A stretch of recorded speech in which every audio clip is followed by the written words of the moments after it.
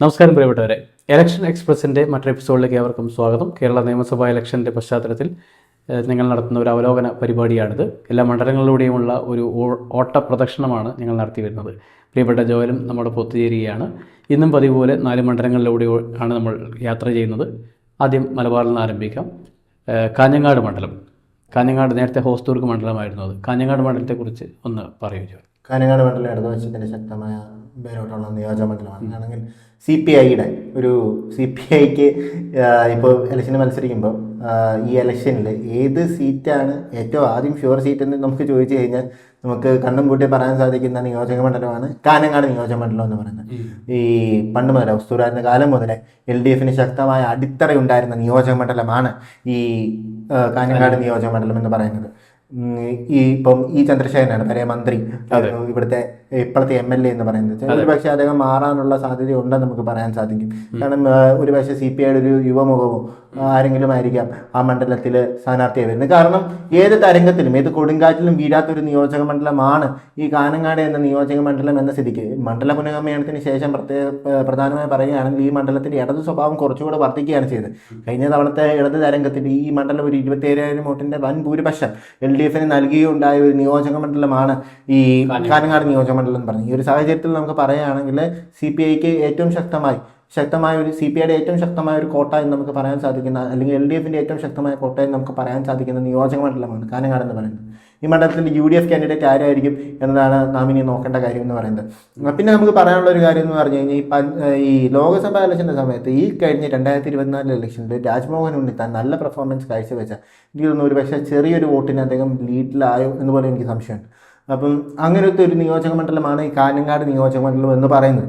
അപ്പം UDFന് ഒരു ബേസും അടിത്തറയൊക്കെ ഉണ്ടെങ്കിൽ പോലും ഒരു നിയമസഭാ ഇലക്ഷൻ്റെ പാറ്റേൺ വെച്ച് നോക്കുകയാണെങ്കിൽ അട്ടിമറിക്കാൻ വളരെ ബുദ്ധിമുട്ടുള്ളൊരു നിയോജകമണ്ഡലമാണ്. ഇപ്പം UDFന് ഒന്ന് ചെയ്യാൻ പറ്റുന്നൊരു കാര്യം എന്ന് വെച്ച് കഴിഞ്ഞാൽ ശക്തനായ ഒരു കോൺഗ്രസ് കാൻഡിഡേറ്റിനെ അല്ലെങ്കിൽ യുവമുഖത്തെ ആ മണ്ഡലത്തിനുള്ളിൽ തന്നെയുള്ള ഒരാൾക്ക് ഈ സീറ്റ് കൊടുക്കും ഒരു ഫൈറ്റ് ചെറിയ തോതിലെങ്കിലും കാഴ്ചവെക്കാൻ സാധിക്കാം, ഒരു ശ്രമിക്കാവുന്ന ഒരു മണ്ഡലമാണ്. പക്ഷെ അങ്ങനെയാണെങ്കിൽ പോലും തന്നെ എനിക്കൊന്ന് UDFകാരനെ കൈയൊഴിഞ്ഞാൽ അല്ലെങ്കിൽ അവർക്ക് LDFന്റെ അക്കൗണ്ടിൽ ആദ്യം കണക്കാക്കിയിരിക്കുന്ന നിയോജക മണ്ഡലമാണ് ഈ കാഞ്ഞങ്ങാട് നിയോജക മണ്ഡലം എന്ന് പറയുന്നത്. ഇപ്പം എന്ത് തരംഗം ഉണ്ടായാലും എന്ത് ട്രെൻഡ് UDFന് അനുകൂലമായി ഉണ്ടായാലും ഈ മണ്ഡലം മാറില്ല. പിന്നെ BJPക്ക് ഒരു വോട്ട് ബേസ് പയ്യെ വന്നുകൊണ്ടിരിക്കുന്ന ഒരു നിയോജക മണ്ഡലമാണ് ഈ കാഞ്ഞങ്ങാട് എന്ന് പറയുന്നത്.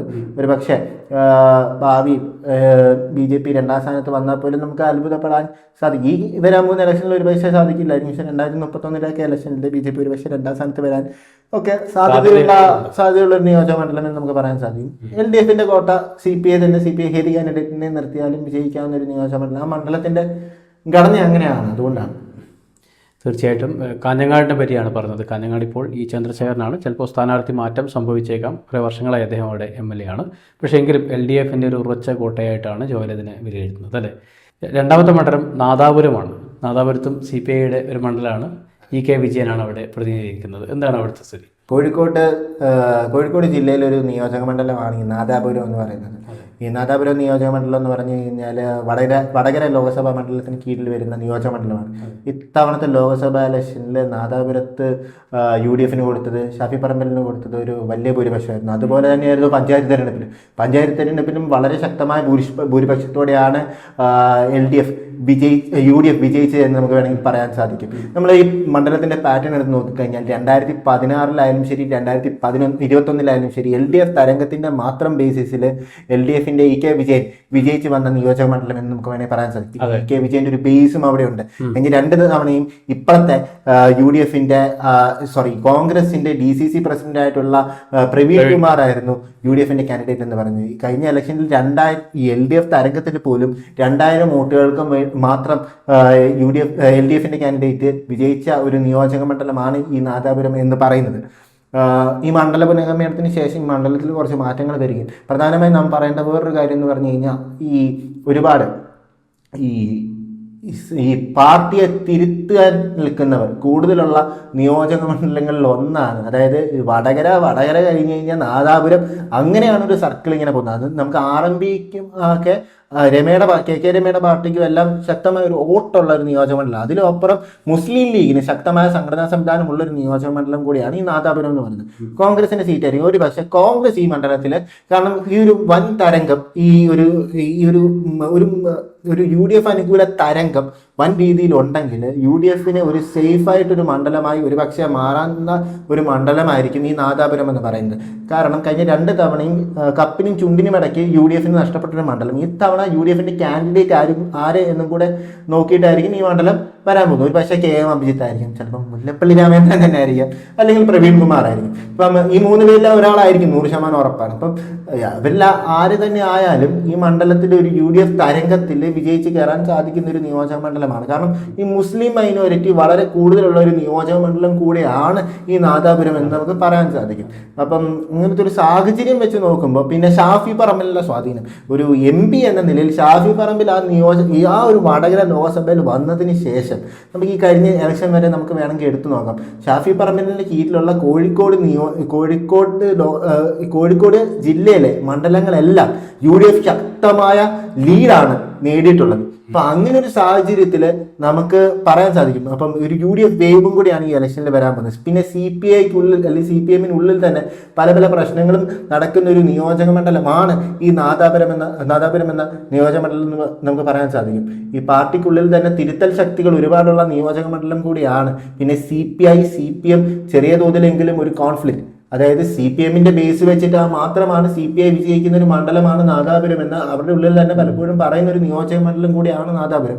ഈ തവണത്തെ ഇലക്ഷനിൽ എന്തുമാത്രം CPIM അല്ലെങ്കിൽ CPIക്കാർ ഈ മണ്ഡലത്തിൽ ഈ പാർട്ടി ഒരു തവണയെങ്കിലും തോറ്റു, കാരണം ഈ തുടർഭരണം ആപത്താണെന്ന് വിചാരിക്കുന്ന ചെറിയ ഒരു ശതമാനമെങ്കിലും ഉണ്ടെങ്കിൽ ആ വോട്ടുകൾ പോലും ശരിക്കും പ്രതിഫലിക്കുന്ന ഒരു ഇലക്ഷൻ ആയിരിക്കാം ഈ വരാൻ പോകുന്ന ഇലക്ഷൻ. അതുകൊണ്ട് തന്നെ എനിക്ക് വേണമെങ്കിൽ പറയാൻ സാധിക്കും ഒരു പക്ഷേ UDF ആയിരിക്കും ഈ നിയോജക മണ്ഡലത്തിൽ വിജയിക്കുന്നത്. കാരണം കഴിഞ്ഞ 2 തവണയും ചെറിയ വോട്ടിന്റെ ബേസിസിൽ തോറ്റൊരു നിയോജക മണ്ഡലം ഒരു UDF തരംഗം ഒരു ട്രെൻഡ് ഉണ്ടാകുന്ന ഒരു സാഹചര്യത്തിൽ, പിന്നെ ഇത്രത്തോളം ഫാക്ടേഴ്സും കൂടി അനുകൂലമായിരിക്കുന്ന സാഹചര്യത്തിൽ പക്ഷേ EK വിജയൻ മാറുന്ന ഒരു സാഹചര്യം പോലും ഉണ്ടാകും. കാരണം 2 തവണ അദ്ദേഹവും MLA ആയിരുന്ന ഒരു സാഹചര്യം ഉള്ളതുകൊണ്ട്, 2 തവണ ഞാൻ തോന്നുന്നു. അപ്പോൾ അദ്ദേഹം MLA ആയിരുന്ന ഒരു സാഹചര്യം ഉള്ളതുകൊണ്ട് തന്നെ ടേം വ്യവസ്ഥ CPI ശക്തമായി നടപ്പിലാക്കി കഴിഞ്ഞാൽ ഒരു പക്ഷേ പുതിയൊരു കാൻഡിഡേറ്റ് വന്നു കഴിഞ്ഞാൽ ആ മണ്ഡലത്തിൽ എന്തുമാത്രം ഉണ്ടാകുമെന്ന് നമുക്ക് പറയാൻ സാധിക്കാത്ത ഒരു UDF ട്രെൻഡും കൂടെ വരുന്ന ഒരു സാഹചര്യത്തിൽ ഈ കോഴിക്കോട് ജില്ലയിൽ പൊതുവേ തന്നെ ഒരു UDF ട്രെൻഡ് ഉണ്ട് എന്ന് നമുക്ക് ശക്തമായി പറയാൻ സാധിക്കും. കാരണം ജില്ലാ പഞ്ചായത്തുകളിൽ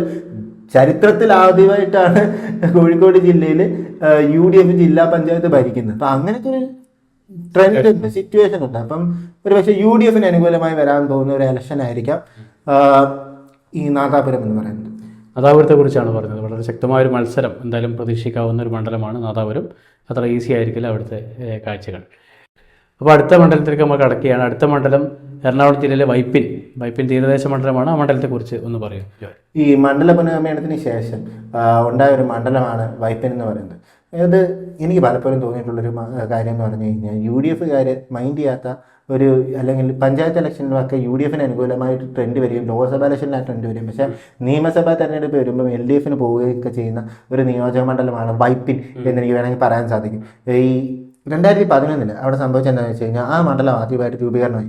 അതിനുശേഷം S. ശർമ്മ എന്ന പഴയ മന്ത്രിയായിരുന്നു. അദ്ദേഹത്തിന്റെ മന്ത്രി ടൈം കഴിഞ്ഞിട്ട് ഈ പുതിയൊരു മണ്ഡലം രൂപീകരണമായ സമയത്ത് S. ശർമ്മയായിരുന്നു അവിടെ സ്ഥാനാർത്ഥിയായിട്ട് വന്നത്. ആ സമയത്ത് പോലും S. ശർമ്മ സ്ട്രഗിൾ ചെയ്തായിരുന്നു ആ ഇലക്ഷനിൽ വിജയിച്ചത്. പക്ഷേ നമുക്ക് പറയാൻ സാധിക്കും S. ശർമ്മയ്ക്ക് അവിടെ ഒരു പോപ്പുലർ, അല്ലെങ്കിൽ അദ്ദേഹം നേരത്തെ MLA ആയിരുന്ന മണ്ഡലത്തിന്റെ ചെറിയൊരു വിഭാഗം വോട്ടുകൾ ഈ വൈപ്പിൻ മണ്ഡലത്തിൽ ഉണ്ടായിരുന്നു. അപ്പൊ ആ ഒരു സാഹചര്യം വന്നപ്പോൾ S. ശർമ്മ അവിടെ വിജയിച്ചു. കാരണം S. ശർമ്മ മത്സരിച്ചപ്പോൾ തന്നെ ഈ UDFകാരെ അല്ലെങ്കിൽ കോൺഗ്രസ്സുകാർ വിചാരിച്ചു, S. ശർമ്മയാണല്ലോ മത്സരിക്കുന്നത്, അപ്പോൾ അവർക്കൊരു കാൻഡിഡേറ്റിനെ അങ്ങനെ പ്ലേസ്, കാരണം ഈ മണ്ഡലത്തിന്റെ സ്വഭാവം ഒന്നും ഇവർക്ക് മനസ്സിലായില്ല. ഈ മണ്ഡല പുനഃനിർമ്മാണത്തിന്റെ UDFന്റെ പെർഫോമൻസ് ഈ മണ്ഡലം പുനഃനിർമ്മിച്ചൊക്കെ സമയത്ത് ഇത് ഏതോ ഭാഗ്യത്തിനാണ് എറണാകുളം ജില്ലയിലെ പല മണ്ഡലങ്ങളും UDF അനുകൂലമായിട്ട് വന്നത്. അപ്പം ബാക്കി ജില്ലകളിലൊക്കെ കുറേ മണ്ഡലങ്ങൾ പോയി. അപ്പം അങ്ങനെ ഒരു സാഹചര്യത്തിൽ ശരിക്കും UDF അനുകൂലമായി വന്നിട്ട് UDFകാർ ശ്രദ്ധിക്കുന്ന ഒരു നിയോജക മണ്ഡലമാണ് ഈ വൈപ്പിൻ എന്ന് വേണമെങ്കിൽ പറയാൻ സാധിക്കും. ഇപ്പോഴത്തെ അവിടെ MLA എന്ന് പറയുന്നത് ഉണ്ണികൃഷ്ണനാണ്. കഴിഞ്ഞ തവണ അദ്ദേഹം മത്സരിച്ച് ദീപക് ജോയ്ക്കെതിരെയായിരുന്നു. അപ്പം ഈ സാമുദായിക ഘടകങ്ങളെല്ലാം കൂടെ ചേർത്തിട്ടാണ് ദീപക് ജോയ് എന്ന ഇന്നത്തെ കൊച്ചി കോർപ്പറേഷന്റെ ഡെപ്യൂട്ടി മേയറിനെ ആ മണ്ഡലത്തിൽ സ്ഥാനാർത്ഥിയായത്. ഇത്തവണ എനിക്ക് തോന്നുന്നു ഈ കൊച്ചി മണ്ഡലത്തിൽ ഒരു പക്ഷേ ഷിയാസ് മത്സരിക്കുകയാണെങ്കിൽ ഒരു ലാറ്റിൻ വിഭാഗത്തിൽ നിന്ന് ഉള്ള ആളായിരിക്കും ഈ വൈപ്പിൻ നിയോജക മണ്ഡലത്തിൽ മത്സരിക്കുക. അങ്ങനെയാണെങ്കിൽ പഴയ കൊച്ചി മേയറായിട്ടുള്ള ടോണി ചെമ്മണിക്കായിരിക്കും ഏറ്റവും കൂടുതൽ സാധ്യത കൽപ്പിക്കപ്പെടുന്നത്. അപ്പം അങ്ങനത്തെ ഒരു സാഹചര്യത്തിൽ ഈ മുനമ്പമൊക്കെയുള്ള നിയോജകമണ്ഡലമാണ്, പ്രതിഭടനം അറിയുമില്ലോ എന്ന് എനിക്കറിയില്ല, പക്ഷേ മുനമ്പം സമരം അതെല്ലാം വളരെ ശക്തമായി നിൽക്കുന്ന ഒരു നിയോജക മണ്ഡലം കൂടിയാണ്. അതായത് ഈ കമ്മ്യൂണിറ്റിക്ക്, അതായത് ലാറ്റിൻ കമ്മ്യൂണിറ്റിക്ക് വളരെ ശക്തമായുള്ള ഒരു വോട്ട് ബേസ് ഉള്ള ഒരു നിയോജക മണ്ഡലമാണ് ഈ വൈപ്പിൻ എന്ന് പറയുന്ന നിയോജക മണ്ഡലം എന്ന് പറയുന്നത്. അപ്പം ഇപ്പോഴത്തെ MLA എടുത്ത് നോക്കിക്കഴിഞ്ഞാൽ MLAക്ക് ആദ്യം ഒരു UDF-കാരുടെ ഒരു വിവാദം വരികയും ആ വിവാദം MLAക്ക് അനുകൂലമായി ഒക്കെ ചെയ്തെങ്കിലും MLA ആ മണ്ഡലത്തിൽ എന്തുമാത്രം പോപ്പുലർ ആണ് എന്ന് നമ്മൾ നോക്കിക്കാണേണ്ട ഒരു കാര്യമാണ്. S. ശർമ്മയുടെ അത്രയും ആ മണ്ഡലത്തിൽ MLA പോപ്പുലർ ആണോ എന്നതാണ് ആദ്യത്തെ ചോദ്യം. പിന്നെ രണ്ടാമത്തെ കാര്യം എന്ന് പറയുന്നത് ഈ തവണ ഒരു UDF-ന് അനുകൂലമായ ഒരു ട്രെൻഡ് ഉണ്ടാകുന്ന ഒരു സാഹചര്യത്തിൽ VD സതീശിന്റെ പറവൂർ മണ്ഡലത്തിനോട് അടുത്ത് കിടക്കുന്ന ഒരു പ്രദേശമാണ് ഈ വൈപ്പിൻ നിയോജക മണ്ഡലം എന്ന സാഹചര്യം കൂടി ഉള്ള സ്ഥിതിക്ക് ഒരു UDF-ന് അനുകൂലമായ ഒരു ട്രെൻഡ് ഉണ്ടോ എന്ന് നമുക്ക് വേണമെങ്കിൽ പറയാൻ സാധിക്കുന്ന ഒരു നിയോജക മണ്ഡലമാണ് ഈ വൈപ്പിൻ നിയോജക മണ്ഡലം എന്ന് പറയുന്നത്. ഞാൻ UDF-ന് ഫേവറേറ്റ് പറയുന്നില്ല. ഈ മണ്ഡലത്തിന്റെ ഘടന, ഈ ഡീലിമിറ്റേഷന് ശേഷം പല മണ്ഡലങ്ങളും ഈ LDF-ന് 60 സീറ്റ് അവർ ഉറപ്പിച്ചിട്ടുണ്ടെന്നൊക്കെ പറയുമ്പോൾ ഈ പല മണ്ഡലങ്ങളും ഈ UDF-കാർ കാണാതെ പോയ പല കാര്യങ്ങളും ഉണ്ട്. ഒരു ട്രെൻഡ് UDF-ന് അനുകൂലമായി വരികയാണെങ്കിൽ, ഒരു അത്യാവശ്യം തരക്കേടില്ലാത്തൊരു കാൻഡിഡേറ്റും കൂടി ആണെങ്കിൽ UDF-ന് പിടിച്ചെടുക്കാൻ പറ്റുന്ന മണ്ഡലങ്ങളാണ് ഇവയൊക്കെ എന്ന് നമുക്ക് വേണമെങ്കിൽ പറയാൻ സാധിക്കും. ഇപ്പോൾ ഞാൻ പറയാം, ഇപ്പോൾ LDF-ന് അനുകൂലമായിരുന്നു ട്രെൻഡായിട്ടുണ്ടായിരുന്നെങ്കിൽ ഈ മണ്ഡലം LDF-ന് അനുകൂലമായി നിൽക്കുമെന്ന് പറയാൻ എനിക്ക് 100% എനിക്ക് പറയാൻ സാധിക്കും. പക്ഷേ ഈ തവണ UDF-ന് അനുകൂലമായ ഒരു ട്രെൻഡ് വന്ന സ്ഥിതിക്കും ഈ മണ്ഡലത്തിൻ്റെ പൊതു സ്വഭാവം ഇങ്ങനെ ആയതുകൊണ്ടും ഒരു പക്ഷേ UDF കാൻഡിഡേറ്റ് വിജയിച്ച് കയറുന്ന ഒരു മണ്ഡലമായി നമുക്ക് വേണമെങ്കിൽ ഇതിനെ കാണാം. പക്ഷേ ഈ മണ്ഡലം കുറച്ച് ഫൈറ്റിംഗ് മണ്ഡലമായിരിക്കും. ഒന്നാമത്തെ കാര്യം, BJP പതിയെ ആണെങ്കിലും ഈ മണ്ഡലത്തിൽ ചെറിയ തോതിൽ ഒരു വോട്ട് ബേസ് ഉണ്ടാക്കിയെടുത്തിട്ടുണ്ട്. പ്രധാനമായും പറയേണ്ടത് മുനമ്പം സമരത്തിൻ്റെയൊക്കെ പശ്ചാത്തലത്തിൽ BJP ഹെൽപ്പ് ചെയ്തു എന്ന തോന്നൽ ആ പ്രദേശത്തെ ജനങ്ങളുടെ ഇടയിലുണ്ട്. അപ്പോൾ അങ്ങനെ ഒരു സാഹചര്യത്തിൽ ക്രൈസ്തവ വോട്ടുകൾ കുറേ അധികം BJP പിടിക്കുന്ന ഒരു സാഹചര്യം ഉണ്ടാവുകയാണ്. പഞ്ചായത്ത് തെരഞ്ഞെടുപ്പ് നമുക്ക് പക്ഷേ അത് കാണാൻ സാധിച്ചില്ല. പക്ഷേ നിയമസഭാ തെരഞ്ഞെടുപ്പിൽ പഞ്ചായത്ത് തെരഞ്ഞെടുപ്പിൻ്റെയും ലോക്സഭാ തെരഞ്ഞെടുപ്പിൻ്റെയും ലോക്സഭയുടെ പാറ്റേൺ വളരെ വ്യത്യസ്തമാണ്. പഞ്ചായത്ത് തെരഞ്ഞെടുപ്പിന്റെ പാറ്റേൺ എന്ന് പറഞ്ഞു കഴിഞ്ഞാൽ നമ്മൾ എല്ലാ കാലം നോക്കുകയാണെങ്കിൽ കുറച്ചധികം LDF-ന് അനുകൂലമായിട്ടൊരു പാറ്റേൺ ആണ് നമുക്ക് എപ്പോഴും കാണാൻ സാധിക്കും. കാരണം ലോക്കലി നല്ല സപ്പോർട്ടും ബന്ധങ്ങളും ഉള്ളത്, സാധാരണ കാൻഡിഡേറ്റ്സിന് ഇടയ്ക്കും ഒരു ബന്ധമുള്ളത് എപ്പോഴും LDF-ന് തന്നെയാണ്. പക്ഷേ ഇത്തവണ ലോക്കൽ ബോഡി ഇലക്ഷൻ നോക്കുമ്പോൾ UDF-ന് അനുകൂലമായ ഒരു സാഹചര്യം വന്നെങ്കിൽ തീർച്ചയായും സൂചിപ്പിക്കുന്നത് 3 മാസത്തിന് ശേഷം വരുന്ന നിയമസഭാ ഇലക്ഷനിൽ ഇത് UDF-ന് അനുകൂലമായി നിയമസഭയിലും ഈ ഒരു ഭരണവിരുദ്ധ വികാരം പ്രതിഫലിക്കുമെന്നാണ് നമുക്ക് പറയാൻ സാധിക്കുന്നത്. അങ്ങനെ ഒരു സാഹചര്യം വരികയാണെങ്കിൽ ഈ മണ്ഡലത്തിൽ UDF വിജയിക്കാൻ, പക്ഷേ BJP പിടിക്കുന്ന വോട്ട് വളരെ നിർണായകരമായിരിക്കും. BJP എന്തായാലും ഈ മണ്ഡലത്തിൽ 2020 കാൻഡിഡേറ്റ് ആയിരിക്കും വരാൻ പോകുന്നതെന്ന് നമുക്ക് വേണമെങ്കിൽ പറയാൻ സാധിക്കും. അങ്ങനെയാണ് ഒരു ക്രിസ്ത്യൻ കാൻഡിഡേറ്റ് ആയിരിക്കും അവിടെ വരാൻ പോകുന്നത്. അങ്ങനെ ഒരു ക്രിസ്ത്യൻ കാൻഡിഡേറ്റ് വരികയാണെങ്കിൽ എങ്ങനെയായിരിക്കും ഈ മണ്ഡലത്തിൻ്റെ സാഹചര്യം? അത് BJP പിടിക്കുന്ന വോട്ടുകൾ UDF-നെ എഫക്റ്റ് ചെയ്യുമോ? അങ്ങനെ ഒരു സാഹചര്യം വരാൻ സാധിക്കും. അതേസമയം നമ്മൾ വൈപ്പിൻ നിയോജക മണ്ഡലത്തിൽ വേറെ നമുക്ക് എടുത്തു പറയേണ്ട വേറൊരു കാര്യം എന്ന് പറഞ്ഞു കഴിഞ്ഞാൽ ഈ BJPയുടെ വോട്ടുകൾ അത് കഴിഞ്ഞ തവണ LDF-ന് പോയിട്ടുണ്ടോ എന്നതൊരു ചോദ്യചിഹ്നമാണ്. കാരണം 2016 അവർക്ക് കിട്ടിയതിനെക്കാട്ടിലും കുറവ് വോട്ടുകളായിരുന്നു 2021 BJPക്ക് നേടി. അത് സാഹചര്യം പറയണം, LDF അനുകൂല ഒരു തരംഗം ഉണ്ടായതുകൊണ്ട് തന്നെ നമുക്ക് ഈ വോട്ടർമാരെ BJP വോട്ടുകൾ ഇങ്ങനെ പോയി UDF വോട്ട് ഇങ്ങനെയല്ല സാഹചര്യം. കാരണം കേരളത്തിലെ ജനങ്ങളെ ഒരു നേതാവ് പറയാറ് നിങ്ങൾ അവിടെ പോയി വോട്ട്, അങ്ങനെയൊന്നും ജനങ്ങൾ വോട്ട് ചെയ്യില്ല. അത് സ്വാഭാവികമായും സംഭവിക്കുന്ന ഒരു കാര്യമാണ്. അപ്പം ഈ ഹിന്ദു വോട്ട്, പക്ഷേ സാമുദായിക വോട്ടുകൾ എന്ന് പറഞ്ഞൊരു ഘടകമുണ്ട്.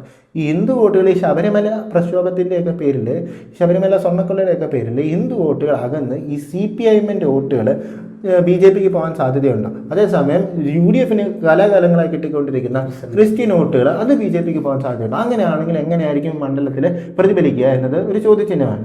അപ്പം UDF-ൻ്റെ കാൻഡിഡേറ്റ് ആരായിരിക്കും? അത് ഇപ്പോൾ പറഞ്ഞു കേൾക്കുന്ന പേര് ടോണി ചെമ്മണിയുടെ പേരാണ്, അല്ലെങ്കിൽ ഡൊമിനിക് പ്രസന്റേഷൻ്റെ പേരൊക്കെ പറഞ്ഞു കേൾക്കുന്നുണ്ട്. അപ്പം അങ്ങനെ ഒരു സാഹചര്യം എന്തായാലും ഒരു ലാറ്റിൻ കാൻഡിഡേറ്റ് ആയിരിക്കും ഈ മണ്ഡലത്തിൽ. ഇപ്പം കൊച്ചിയിൽ ഷിയാസാണ് വരുന്നതെങ്കിൽ ലാറ്റിൻ കാൻഡിഡേറ്റ് ആയിരിക്കും ഇവിടെ വരുന്നതെന്ന് നമുക്ക് പറയാൻ സാധിക്കും. പക്ഷേ കൊച്ചിയിൽ ഷിയാസ് അല്ല ഒരു ലാറ്റിൻ കാൻഡിഡേറ്റ് ആണെങ്കിൽ വൈപ്പിൻ മണ്ഡലത്തിൽ അത് പ്രതിഫലിക്കും.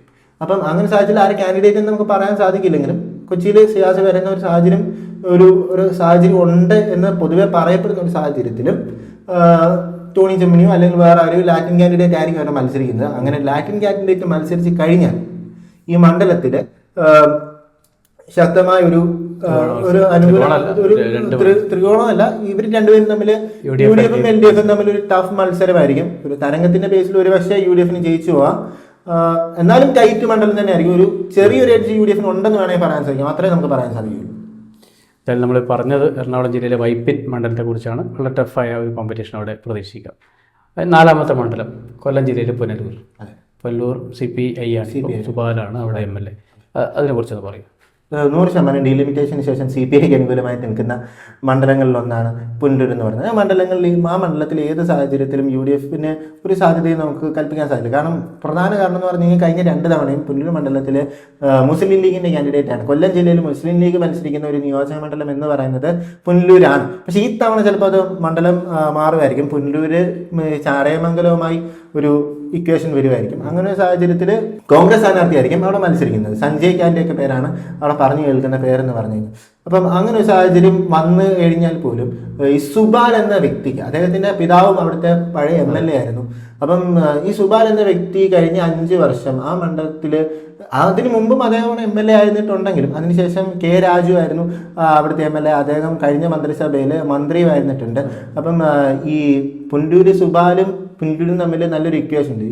വ്യക്തിപ്രഭാവം എന്ന് പറയുന്നൊരു ഘടന ഉണ്ട്. അതുപോലെ തന്നെ CPIക്ക് വളരെ സ്വാധീനമുള്ള ഒരുപാട് വോട്ട് ബേസുകളുള്ള ഒരു സ്ഥലം കൂടിയാണ് ഈ പുനലൂർ എന്ന് പറയുന്നത്. നമ്മൾ ഈ CPIയുടെ ഒരു സാഹചര്യം നമ്മൾ എടുത്ത് നോക്കിക്കഴിഞ്ഞാൽ ഈ CPIക്ക് അനുകൂലമായി നിന്നിരുന്ന പല മണ്ഡലങ്ങളുണ്ട്. പത്തനാപുരം, അല്ലെങ്കിൽ കരുനാഗപ്പള്ളി, അല്ലെങ്കിൽ VD സതീശൻ്റെ പറവൂർ. ഈ CPI കാൻഡിഡേറ്റ്സ് ഒരിക്കലും ഇവിടെ തോറ്റു കഴിഞ്ഞാൽ ഒരു UDF-ൻ്റെ ഒരു പോപ്പുലറായിട്ടൊരു കാൻഡിഡേറ്റ് വന്നു കഴിഞ്ഞാൽ പിന്നെ CPIക്ക് ചിലപ്പോൾ ഒരു പക്ഷേ തിരിച്ചെടുക്കാൻ വളരെ പാടാണ്. അപ്പം അതുകൊണ്ട് തന്നെ ഈ പുനലൂർ പോലൊരു നിയോജക മണ്ഡലം സുബാലിനെ പോലൊരു സ്ഥാനാർത്ഥി ഉള്ളതുകൊണ്ട് തന്നെ എന്തായാലും അവർ സുബാലിനെ മാറ്റാൻ സാധ്യതയില്ല. അതുകൊണ്ട് തന്നെ സുബാൽ തന്നെയായിരിക്കും അവിടെ പിന്നെ മത്സരിക്കുന്നത്. അങ്ങനെ ഒരു സാഹചര്യം വരുമ്പോൾ ഈ കഴിഞ്ഞ പഞ്ചായത്ത് തെരഞ്ഞെടുപ്പിൻ്റെ റിസൾട്ട് നോക്കിയാൽ പോലും പുനലൂർ ശക്തമായ ഈ കൊല്ലം ജില്ലയിൽ ഒരു നല്ലൊരു UDF-ന് ഒരു സാഹചര്യം വന്നു എന്ന് പറഞ്ഞാൽ പോലും പുനലൂർ അങ്ങനെ മാറാത്തൊരു നിയോജക മണ്ഡലമാണ്. അത്ര ശക്തമായ LDF-ൻ്റെ ബേസുള്ള നിയോജക മണ്ഡലമാണ്. ഡീലിമിറ്റേഷന് ശേഷം കൂടുതൽ പുനലൂരിൻ്റെ ഇടതു സ്വഭാവം വർദ്ധിച്ചൊരു നിയോജക മണ്ഡലമാണ് പുനലൂർ എന്ന് പറയുന്നത്. പിന്നെ നമുക്ക് നോക്കേണ്ടത് കൊല്ലം ജില്ലയിൽ പൊതുവെ BJPക്ക് കൂടി വരുന്ന വോട്ടിൻ്റെ പെർസെൻറ്റേജ്. അപ്പം ഈ മണ്ഡലത്തിൽ പക്ഷേ കഴിഞ്ഞ പഞ്ചായത്ത് തെരഞ്ഞെടുപ്പിൽ BJPക്ക് അത്ര വോട്ട് അത്ര വന്നില്ല. പൊതുവെ കൊല്ലം ഇപ്പം ജില്ലയിൽ പൊതുവെ BJPക്ക് കുറച്ചധികം വോട്ടുകൾ കൂടിയിട്ടുണ്ടെങ്കിൽ അത്ര അധികം വരാത്തൊരു നിയോജക മണ്ഡലമാണ് ഈ പുനലൂർ എന്ന് പറയുന്നത്. അതായത് LDF-ൻ്റെ വോട്ടുകൾ അവർക്ക് കൃത്യമായി പിടിക്കാൻ സാധിച്ചു. അപ്പം UDF-ന് ഉണ്ടായിരുന്ന വോട്ടുകൾ അതേപോലെ തന്നെ നിലനിർത്താനും സാധിച്ചു. അപ്പം അങ്ങനെ ഒരു ഘടന വെച്ച് നോക്കുകയാണെങ്കിൽ സുബാലിനെ പോലെ ഒരു സ്ഥാനാർത്ഥിയും കൂടി ആയതുകൊണ്ട് തന്നെ ഈ മണ്ഡലത്തിൽ യാതൊരു തരത്തിലും ഒരു അട്ടിമറിക്ക് നമുക്ക് പ്രതീക്ഷിക്കേണ്ട. CPI ഈ സീറ്റിൽ വിജയിക്കുമെന്ന് നമുക്ക് പറയാൻ സാധിക്കും. എന്തായാലും 4 മണ്ഡലങ്ങളെ കുറിച്ചാണ് ഇന്ന് സംസാരിച്ചത്. അതിൽ 3 മണ്ഡലങ്ങളും CPIയുടെ മണ്ഡലങ്ങളായിരുന്നു. ഒന്ന് മാത്രമാണ് CPM ഇപ്പോൾ കയ്യിൽ വെച്ചിരിക്കുന്ന ഒരു മണ്ഡലം. അതിനെപ്പറ്റിയുള്ള വിവരങ്ങളൊക്കെ നിങ്ങൾക്ക് കിട്ടിയെന്ന് മനസ്സിലാക്കും. നിങ്ങളുടെ ഇതിനെപ്പറ്റിയുള്ള അഭിപ്രായങ്ങൾ ഞങ്ങളുടെ ഈ ഒരു ചാനലിൽ താഴെ രേഖപ്പെടുത്തണമെന്ന് അഭ്യർത്ഥിക്കുകയാണ്. അടുത്ത ദിവസം മറ്റ് 4 മണ്ഡലങ്ങളുമായി ഞങ്ങളെത്താം. അതുവരേക്കും നന്ദി, നമസ്കാരം.